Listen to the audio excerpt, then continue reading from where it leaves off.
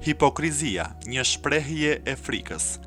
Hipokrizia dhe dëshira për të mburur reflektojnë një frikë të brendshme. Guximi e shpëton njeriu nga kthetrat dhe pushteti i hipokrizisë dhe rrënjos sinqeritetin dhe vërtetësinë në shpirtin e tij. Ralph Emerson thot: nëse ne nuk mundemi menjëherë të ngrihemi në shenjë të rit, pa prekshmëri dhe bindje e besim, le të rezistojmë të paktën ndaj tundimeve dhe joshjeve, le të hyjmë në gjendje lufte dhe të zgjojmë Thorin dhe Odinin ose Udanin, perëndi nordike, guximin dhe qëndrueshmërinë në zemrat tona saksone. Kjo duhej bërë në kohët tona të qeta duke thënë të vërtetën. Kontrolloni këtë mikpritje dhe dashuri të gënjeshtërt. Mos jetoni më gjatë duke pritur tek ta njerëz mashtrues dhe të mashtruar me të cilët bisedonim ne. U thoni atyre: o baba, o mama, o grua, o vëlla, o shok, un kam jetuar me ju deri tani. Që tani tutje un jam i së vërtetës. Që tani tutje un nuk do t'i bindem ndonjë ligji, më pak se sa ligjit të përjetshëm. Un nuk do të kem më marrëveshje, por afërsi dhe fqinjësi.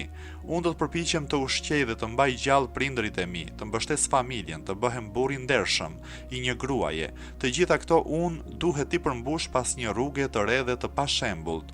Un tërhiqem nga zakonet tuaja, un dua të jem vetvetja, nuk mund të thyej më tej veten time për ju, nëse ju më doni kështu si jam, ne do t'jemi më të gëzuar. Nëse nuk mundeni, un ende do të kërkoj që ju ta bëni një gjë të tillë. Un nuk do të fsheh shijet dhe mos pëlqimet e mia, kështu un do të besoj se ajo që është në thellësi është e shenjtë, se un do të punoj fuqishëm përpara diellit dhe hënës dhe çfarëdo që më gëzon dhe më ngazëllen mua së brendshmi dhe ashtu si shpirti e zemra më urdhëron.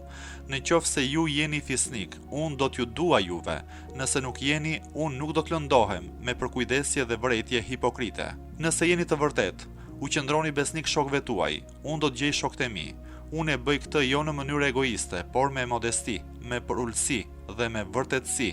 Është njësoj si interesi yt, i imi dhe i të gjithë të tjerëve, sado që t'jemi zgjatur me gënjeshtra dhe të jetojmë në të vërteta. A tingëllon kjo e ashpër në ditët e sotme? Ju do të dëshironi atë që është e diktuar nga natyra juaj, ashtu si dhe e imja, dhe nëse ne ndjekim të vërtetën, kjo do të na nxjerrë të sigurt nga situatat më në fund. Por në këtë mënyrë ju mund t'u jepni shokëve tuaj dhimbje. Po, por unë nuk mund të shes dot lirinë dhe fuqinë time për të shpëtuar ndjeshmërinë e tyre. Përveç kësaj, të gjithë njerëzit kanë momentet e tyre të arsyes, kur ata kërkojnë në sferën e së vërtetës absolute dhe pastaj do të më justifikojnë mua dhe do të bëjnë të njëjtën gjë. Lidhja e kurajës me aftësitë vetjake është si lidhja mes forcës së vullnetit me aftësitë. Derisa njeriu nuk e përdor forcën e vullnetit dhe nuk do të ketë sukses në përmbushjen e detyrave të tij, pa marrë parasysh nivelin e aftësive për t'i kryer ato.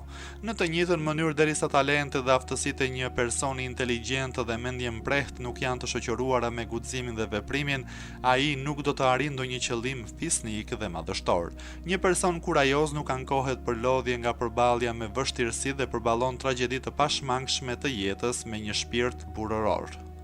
Është njëri fatkeq kur besimi dhe shpresa e të cilit janë të mëdha, por masa e guximit është e pavlerë dhe e vogël. Njerëzit e matur dhe të kujdesshëm e dinë mirë se duhet të shkojnë më tej se sa pritshmëritë, shpresat dhe dëshirat e tyre dhe t'i drejtohen veprimit, përndryshe ligështia, dobësia dhe letargjia do t'i bëjnë që edhe detyrat më të realizueshme të duken të pamundura. Sidoqoftë, duhet theksuar se në të njëjtën mënyrë si në disa raste në jetë, njeriu duhet të bëhet gati të luftojë, kështu nga një herë është e mençur të tërhiqesh.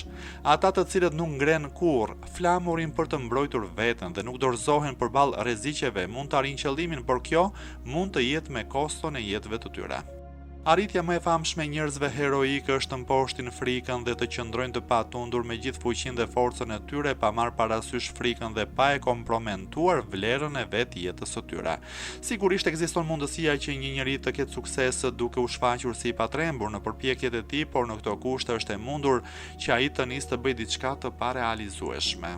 Kur qëllimi nuk arrihet, ai mund të përfundojë në humbje të vetbesimit dhe të besimit që ka në aftësitë e tij.